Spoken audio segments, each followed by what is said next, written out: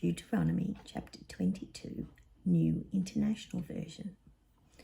If you see your fellow Israelites, ox or sheep, straying, do not ignore it, but be sure to take it back to its owner.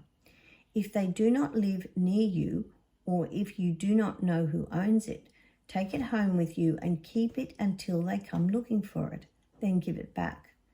Do the same if you find their donkey or cloak or anything else they have lost.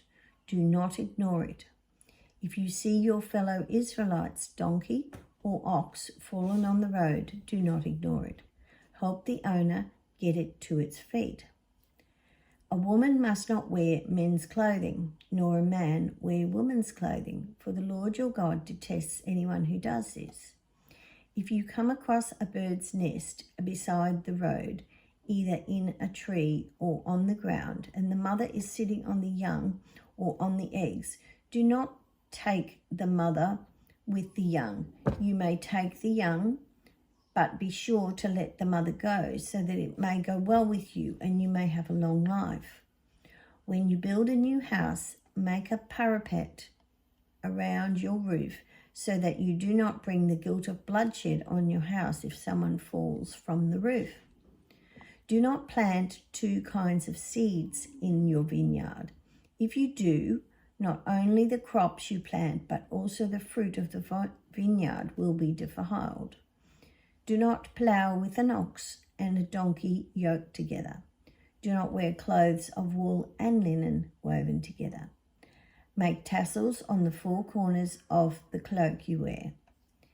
If a man takes a wife and after sleeping with her dislikes her and slanders her and gives her a bad name, saying, I married this woman, but when I approached her, I did not find proof of her virginity, then the young woman's father and mother shall bring to the town elders at the gate, proof that she was a virgin.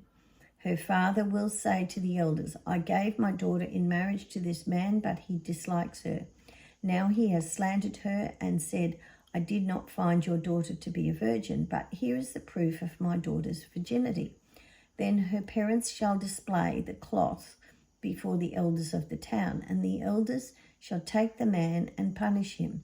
They shall fine him 100 shekels of silver and give them to the young woman's father, because this man has given an Israelite virgin a bad name. She shall continue to be his wife. He must not divorce her as long as he lives. If, however, the charge is true, and no proof of the young woman's virginity can be found, she shall be brought to the door of her father's house, and there the men of her town shall stone her to death. She has done an outrageous thing in Israel by being promiscuous while still in her father's house. You must purge the evil from among you. If a man is found sleeping with another man's wife, both the man who slept with her and the woman must die. You must purge the evil from Israel.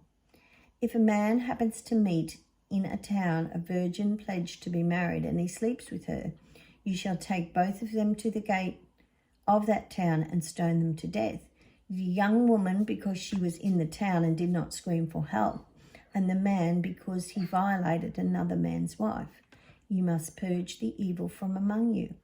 But if out in the country a man happens to meet a young woman pledged to be married and rapes her, only the man who has done this shall die. Do nothing to the woman. She has committed no sin deserving death. This case is like that of someone who attacks and murders a neighbor.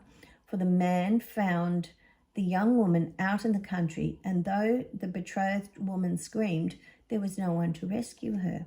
If a man happens to meet a virgin who is not pledged to be married and rapes her, and they are discovered, he shall pay her father 50 shekels of silver.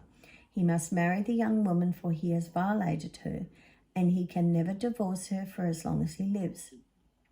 A man is not to marry his father's wife.